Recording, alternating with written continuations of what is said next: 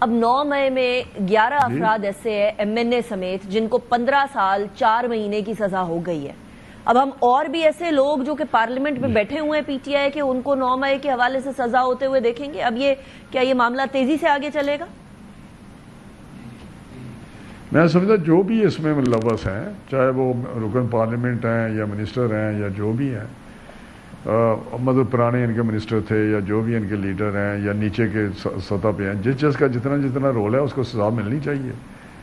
یہ تو کسی طریقے سے ایکسیپٹیبل نہیں ہے. 9 مئی کا واقعہ اور یہ انڈیا نے جو بھی کیا ہے، اس میں جس طرح چیف منسٹر صاحبہ نے کہا کیا فرق ہے. 9 مئی کو بھی ہماری انسٹالیشن جو ڈیفنس کی تھیں ان پہ حملہ کیا گیا، جی ایچ کیو پہ حملہ کیا گیا، کور کمانڈر ہاؤس پہ حملہ کیا گیا. تو یہ اور کیا ہوتا ہے، اس کو تباہ کرنے کی کوشش کی گئی. چلیں پھر تو ہمارے شہداء کے جو اسٹیچو تھے ان کو توڑا گیا، جہازوں کو آگ لگائی گئی. تو مجھے نہیں سمجھ آتی کہ کس طرح آپ ان لوگوں کو، ہمارا اصل میں حافظہ بہت کمزور ہے. میں نے دیکھا ہے قوم کو کہ وہ دوسرے لمحے ساری چیزیں بھول جاتے ہیں، حالانکہ یہ چیز بولنے والی نہیں. یہ تو ایک تاریخ کا سیاہ جو ہے ورک وہ ہے یہ جو 9 مئی کا واقعہ. چران صاحب کیونکہ آپ نے 9 مئی اور انڈیا والے ایشو کو کمپیئر کیا، خدا نخواستہ اگر کوئی بڑی گڑبڑ ہو جاتی 9 مئی کو تو آپ بتائیں کہ آج ہم کہاں کھڑے ہوتے ہیں. تو آپ نے 9 مئی کو اور وہ مریم نواز صاحبہ کی طرح 9 مئی کو اور انڈیا کے اٹیک کو کمپیئر کر دیا رانا صاحب.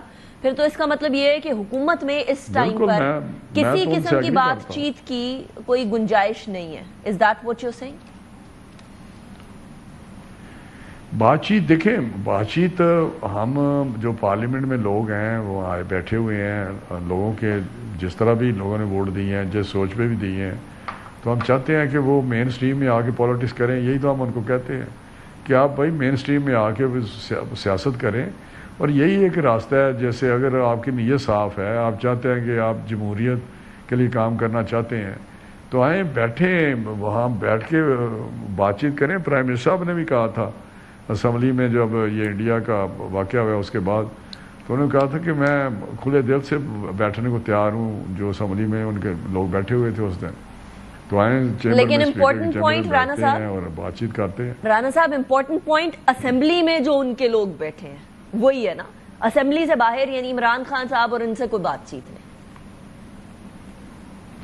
نہیں. عمران خان تو جیل میں ہے، ان کے چیئرمین ہے، پارٹی کے چیئرمین ہے باقاعدہ. پارٹی کے وہ تو بانی ہے نا، پارٹی کا چیئرمین ہے نا جی گوہر صاحب، برسٹر گوہر ہے، اور ان کے لیڈر ہیں سارے بیٹھے ہوئے ہیں.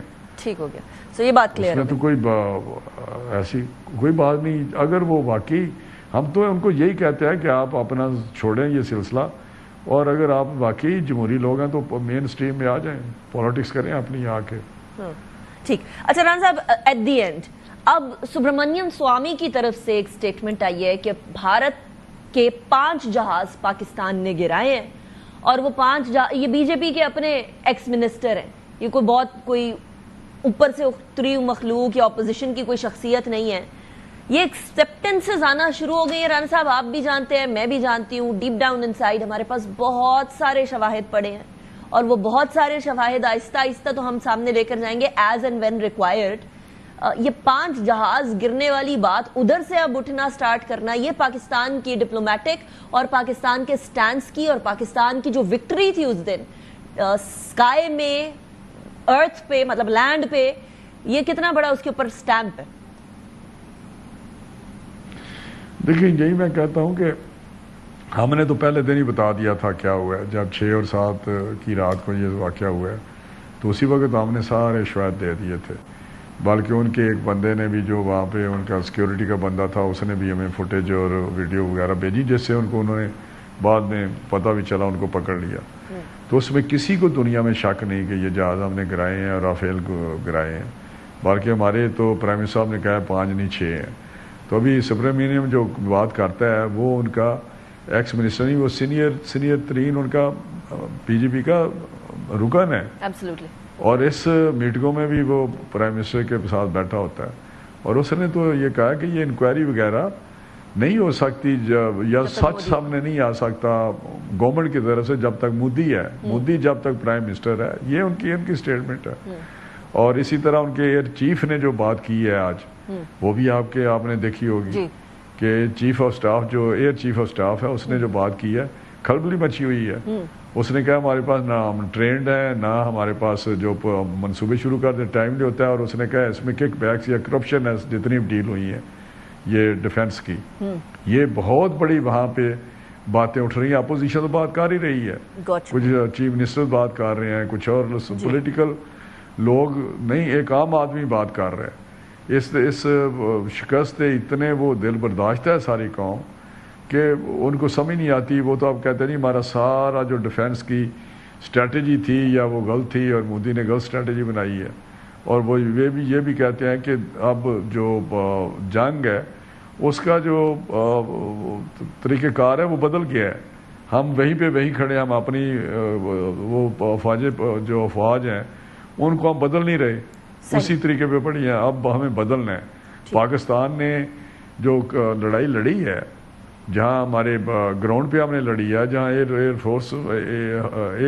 فورس والوں نے لڑی ہے، وہاں پہ ہمارے جو دوسری سائبر جو ہم نے وہاں کے سارا ان کا سائبر اٹیک میں تو رانا صاحب ادھر کمپلیٹلی انہوں نے ہالٹ کر دیا تھا، ادھر بالکل کمپلیٹلی معاملات جیم ہو گئے تھے. بٹ رانا صاحب thank you very much for joining me in the programme.